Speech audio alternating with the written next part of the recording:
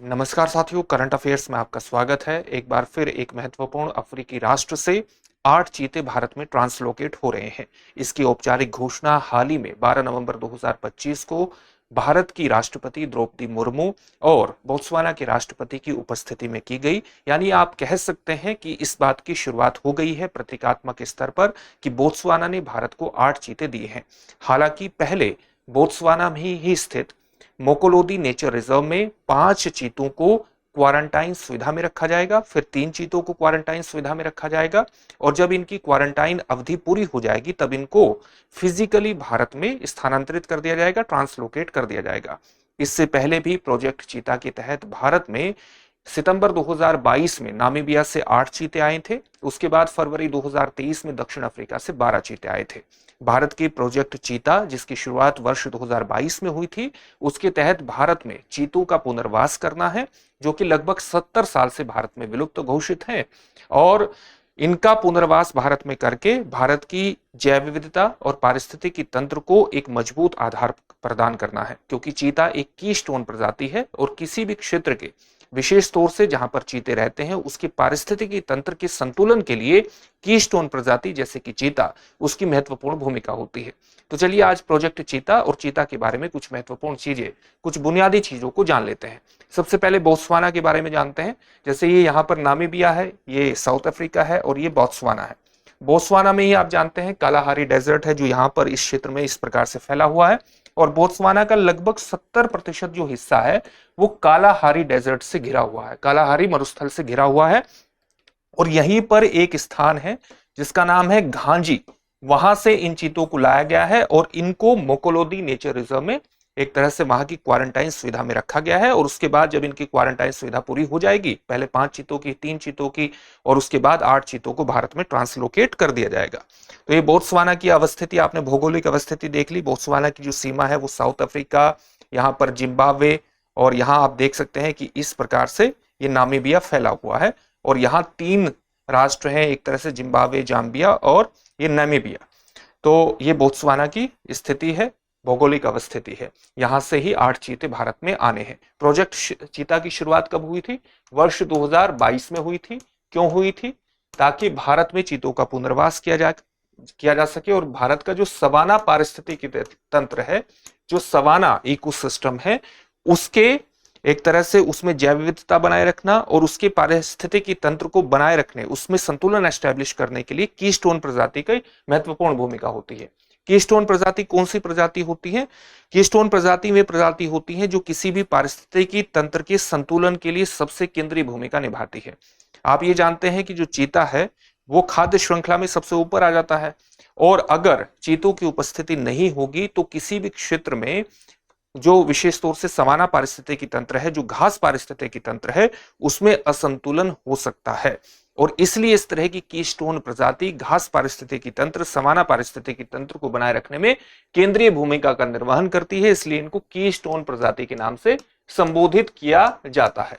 भारत में चीते 1952 से औपचारिक रूप से विलुप्त घोषित हैं और भारत 70 साल बाद फिर से, भारत ने पहले भी प्रयास किए हैं चीतों के भारत में पुनर्वास के लिए, लेकिन उन प्रयासों में वो सफल नहीं हुआ था। लेकिन वर्ष 2022 में प्रोजेक्ट चीता, जो कि प्रोजेक्ट टाइगर के अंतर्गत काम करता है, प्रोजेक्ट चीता जो है वो प्रोजेक्ट टाइगर के ही अंतर्गत काम करता है, जिस प्रोजेक्ट टाइगर की शुरुआत 1973 में हुई थी और इसके अंतर्गत नेशनल टाइगर कंजर्वेशन अथॉरिटी विशिष्ट भूमिका का निर्वहन करता है।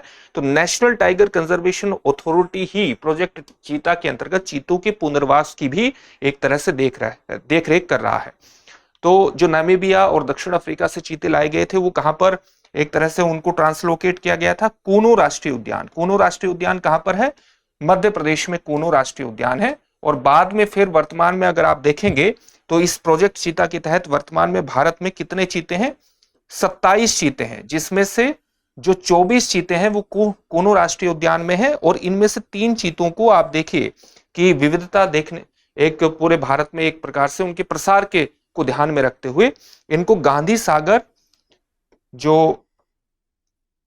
सागर वन्य जीव अभयारण्य है, जो कि मध्य प्रदेश और राजस्थान की सीमा पर स्थित है, विशेष तौर से मध्य प्रदेश के मंदसौर और नीमच में स्थित है। वहां पर इनको ट्रांसलोकेट किया गया था 3 चीतों को।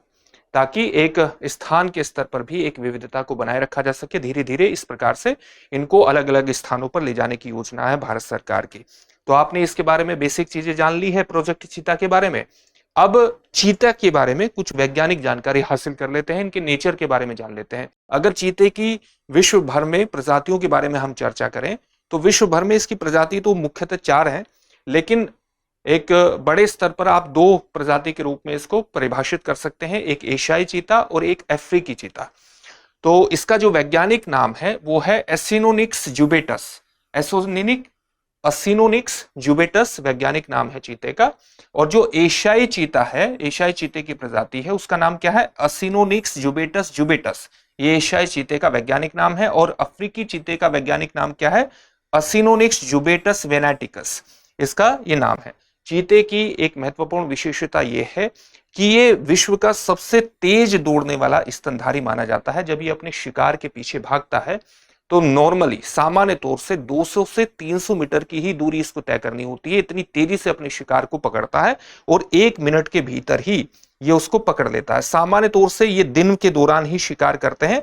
और दिन के दौरान शिकार करने का एक कारण ये भी माना जाता है कि जो इनके प्रतिस्पर्धी हैं, इनके पारिस्थितिकी तंत्र के अंतर्गत, चाहे वो शेर हो, चाहे लकड़बग्गा है और चाहे तेंदुआ हो, उनसे प्रतिस्पर्धा से बचने के लिए ये दिन में शिकार करने का प्रयास करता है। चीते की ये सामान्य विशेषता होती है।